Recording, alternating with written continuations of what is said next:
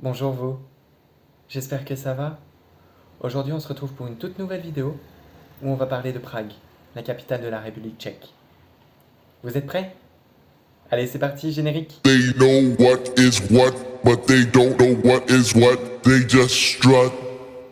What the? Donc vous l'aurez compris, nous allons parler de la République tchèque, mais principalement de sa capitale, Prague. Le pays est situé en Europe de l'Est, à l'est de l'Autriche, au nord de l'Italie, au sud de la Pologne, mais aussi au sud-est de l'Allemagne. Sa capitale, Prague, est située au nord-est. Cette ville est surnommée la ville aux 1000 tours et aux 1000 clochers. Elle dispose, excusez-moi, d'un aéroport international qui la relie aux villes françaises, européennes, mais aussi mondiales. Si vous voulez partir de Paris, par exemple, en avion, il vous faudra compter 1h40 de vol entre Paris et la capitale tchèque. De Lyon, c'est un petit peu plus compliqué pour trouver des vols directs. Vous en aurez très rarement, ou alors avec certaines compagnies comme EasyJet par exemple. La solution la plus économique serait de partir de Genève. De plus, de Suisse, vous n'êtes qu'à 1h30 de vol. Donc pourquoi pas? Quand vous arrivez à l'aéroport, il vous faudra compter environ 30 à 40 minutes si vous voulez rejoindre en taxi ou en transport le centre-ville de la ville. Lorsque vous êtes sur place, il est conseillé quand même d'utiliser les transports en commun, donc bus, métro, tram, d'autant plus que Prague, comme toute grande ville qui se respecte, dispose d'un important réseau urbain. Pour avoir fait la destination en 2019, je vous conseille vraiment de vous déplacer uniquement en métro ou en tram, parce que les bus servent, eux, pour aller plus sur l'extérieur de la ville. Je viens de vous faire une petite présentation rapide de la République tchèque, de Prague. Donc maintenant, on va parler très rapidement, pour ne pas que la vidéo dure trop longtemps, de ce qu'il y a à faire, à voir sur place. Vous êtes prêts? Allez, c'est parti! L'image que vous voyez actuellement représente les transports en commun à Prague. Je l'ai récupérée sur Ideos Voyage. Donc comme je vous le disais précédemment, nous allons commencer la partie que faire, à voir à Prague. Et pour la débuter, c'est sans compter sur le plus important monument de la ville. J'ai cité le palais Lobkowicz, plus communément appelé le château de Prague. Comme je vous le disais, c'est le monument historique et touristique le plus important de la ville, et ça permet aussi aux touristes de se rendre compte de l'évolution de l'État tchèque au fil du temps. Il a été le siège des ducs de Bohême, des rois, des empereurs, et depuis 1918, des présidents de la République. Vous allez me demander, oui, mais nous en tant que touristes, est-ce qu'on peut le visiter? La réponse est oui. Vous avez la possibilité de le visiter. Il s'agit d'un musée. Et après, vous avez une petite terrasse avec un panorama sur la ville. Pour entrer dans le palais, il vous faudra compter environ 250 couronnes tchèques, ce qui correspond à 9,77 € à peu près. C'est un monument que j'ai eu le plaisir de visiter quand je suis allé sur Prague, et j'en ai des très bons souvenirs, et j'ai beaucoup apprécié en faire la visite. Bien évidemment, je vous mets quelques petites photos tout de suite après, pour que vous puissiez vous faire une idée. À défaut d'avoir pu trouver une photo du palais lui-même, je vous mets une petite vidéo représentant la vue. D'une horloge, l'horloge astronomique.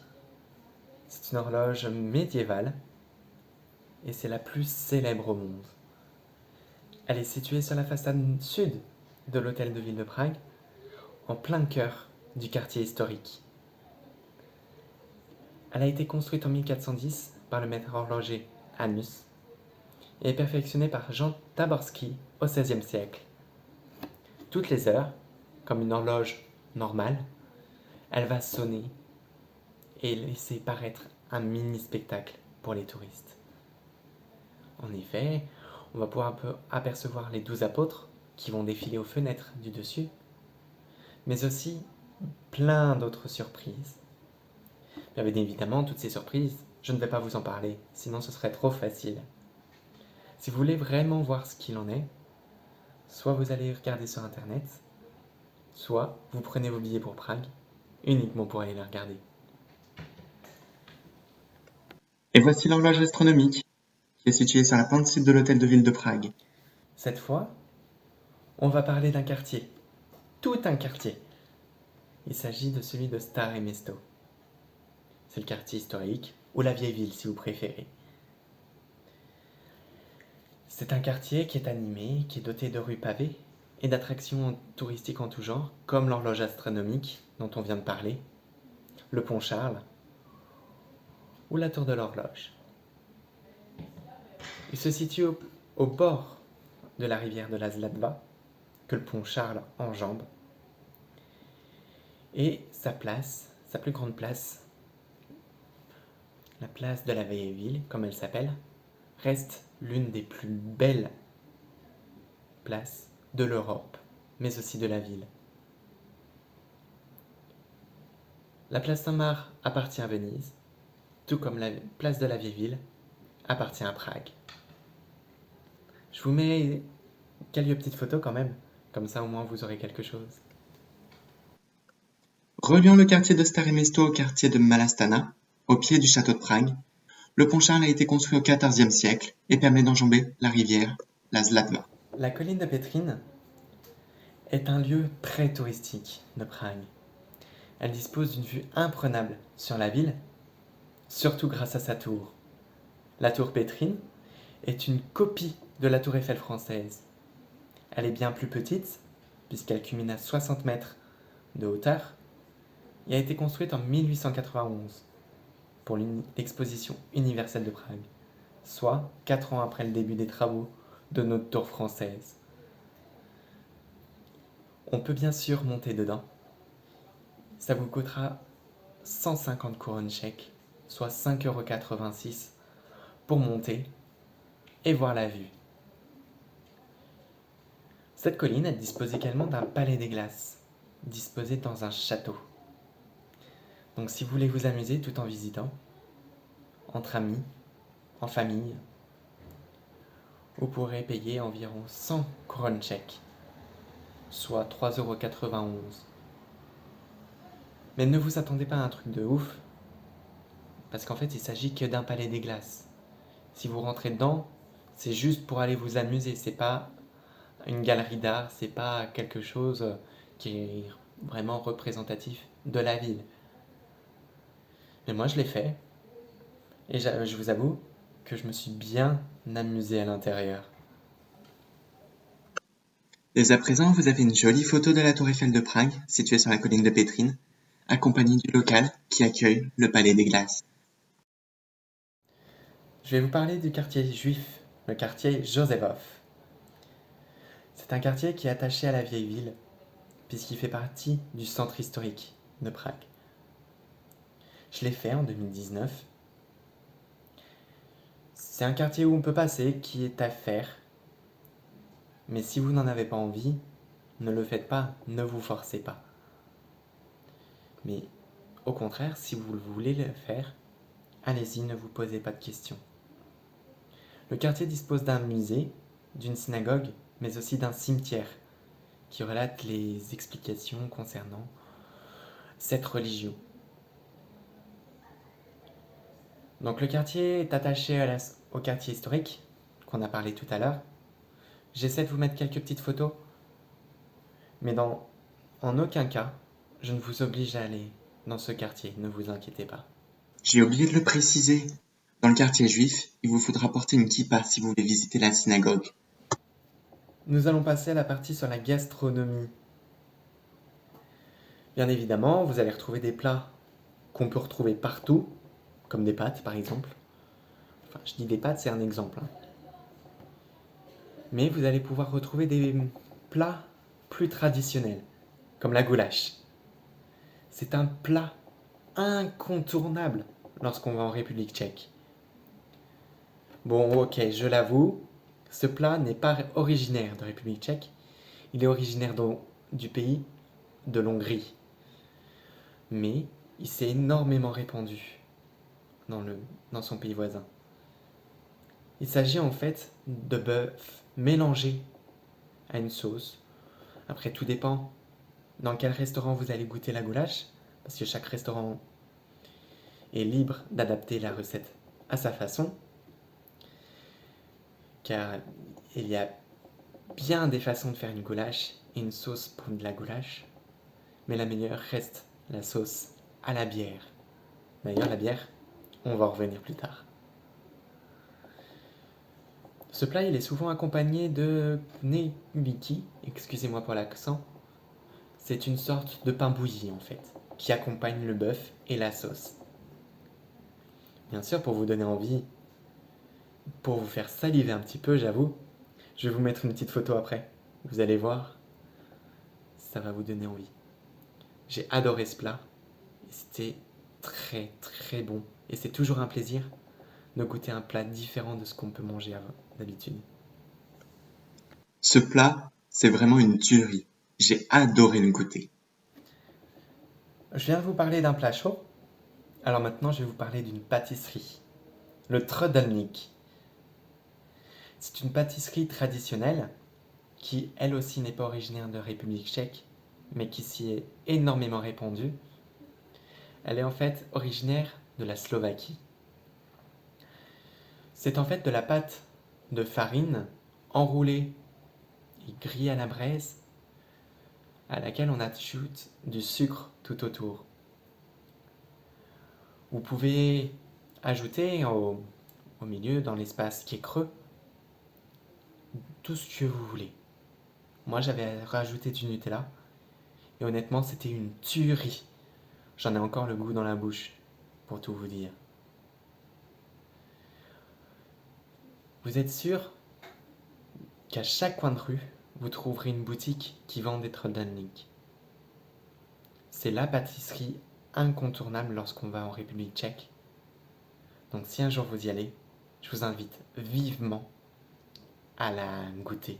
Vous allez voir, c'est délicieux.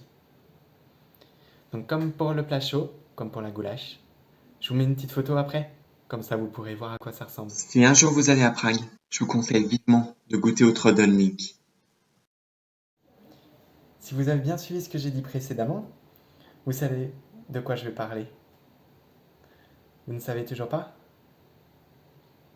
Bon allez, c'est cadeau. Je vais vous parler de la bière. Et oui, qui dit Europe de l'Est, dit spécialité et dit bière. J'ai goûté une bière locale, la Pilsner Urquell, qui est fabriquée à Pilsen, au nord du pays, depuis 1842. L'usine, vous avez la possibilité de la visiter, bien évidemment. Je l'ai goûté et c'est excellent comme bière. Vous allez me dire, oui, c'est une bière normale, c'est une bière comme les autres. Mais moi, qui ne suis pas habitué à boire de l'alcool, et bien moi j'ai trouvé que c'était très bon comme bière. D'autant plus que pendant la visite de l'usine, vous avez la possibilité de faire une dégustation de la Pilsner Urquell. Si vous souhaitez visiter l'usine de Pilsner Urquell, cela ne vous coûtera que 120 couronnes tchèques, soit 4,70 € environ. Concernant les fêtes traditionnelles en République tchèque, cela ne va pas beaucoup changer par rapport aux fêtes que nous connaissons nous en France. Donc il y aura toujours les fêtes de Noël, du jour de l'an, de Pâques, des rameaux, du 1er mai et bien d'autres. Bien sûr, il y aura des différences entre les fêtes que nous connaissons en France et les fêtes qu'il y a là-bas. Par exemple, le 1er mai, chez eux, c'est la fête du travail, mais c'est aussi la fête des amoureux, qui pourtant en France est le 14 février. D'autre part, les rameaux, bien sûr, c'est pour fêter la fin de l'hiver, Mais eux, pour bien la fêter, ils brûlent un mannequin qui est censé représenter la mort. Il y a une fête dont je voudrais vous parler et qui diffère par rapport à ce que nous connaissons en France. Il s'agit de la fête du 17 novembre, la journée des étudiants.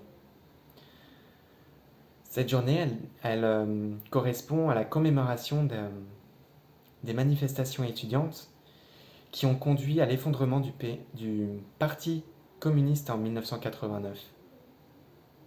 Et oui, comme beaucoup de pays, la République tchèque a été sous un régime communiste. Et grâce à ces étudiants, ils ont pu passer sous une république. Et donc, le gouvernement tchèque a décidé de leur rendre hommage à travers la journée des étudiants qui a lieu le 17 novembre de chaque année. Pour rentrer en République tchèque, au niveau des formalités administratives, il vous suffira de disposer d'un passeport ou d'une pièce d'identité en cours de validité. Mais attention, pour la pièce d'identité, il faut absolument qu'elle soit en cours de validité. C'est-à-dire qu'il ne faut pas qu'elle soit dans les 5 ans de prolongation en France.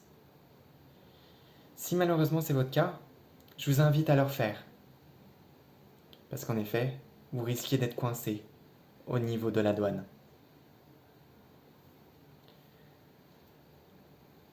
En ce qui concerne les informations Covid, il faut toujours s'assurer des formalités sur le site du gouvernement, donc France Diplomatie. Je vous mets le petit lien tout de suite en bas en description, comme ça vous pourrez voir. Pour le moment, c'est soit le vaccin à plus de 14 jours de la deuxième dose du départ, ou un test PCR négatif de moins de 72 heures, ou un test antigénique de moins de 48 heures. Avec l'un des trois, vous avez la possibilité de passer la frontière. D'autant plus, que pour ceux qui ont déjà eu le Covid et que vous suffit d'avoir une seule dose, sur présentation du justificatif de vaccination, bien évidemment, vous pourrez passer les frontières. Ne vous inquiétez pas, ils ne vous ont pas oublié.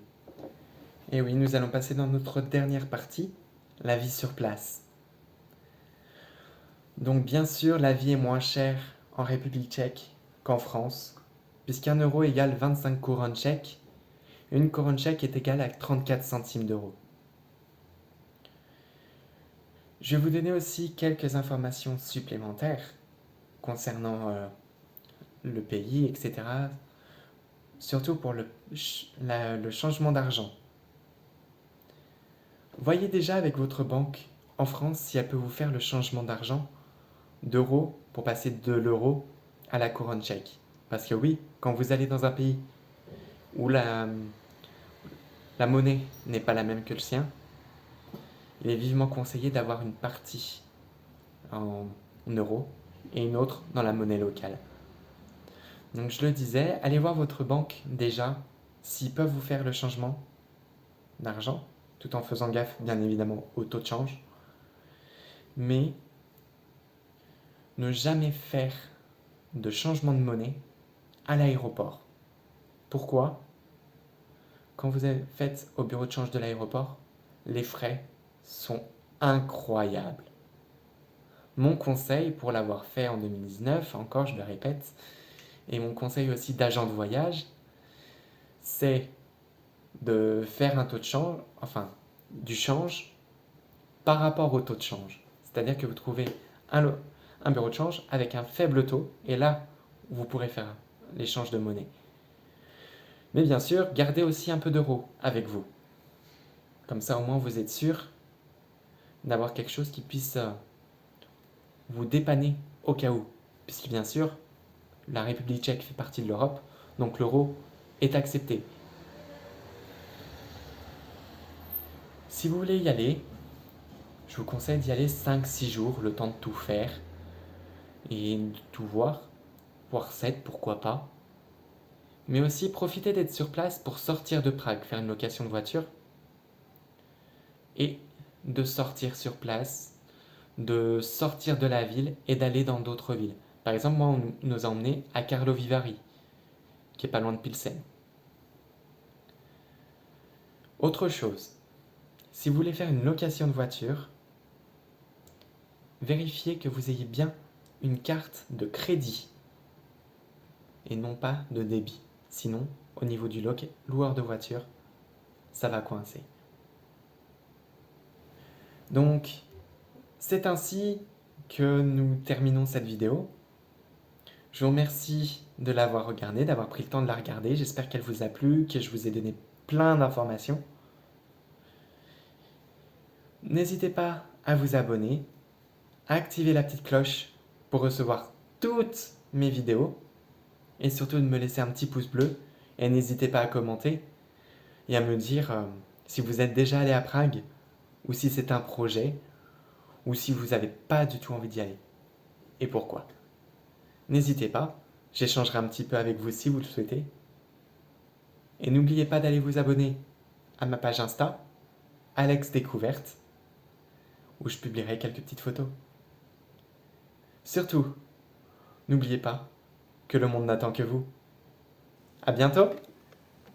Je remercie vivement mon ami Océane qui m'a transmis quelques photos pour vous les présenter ici.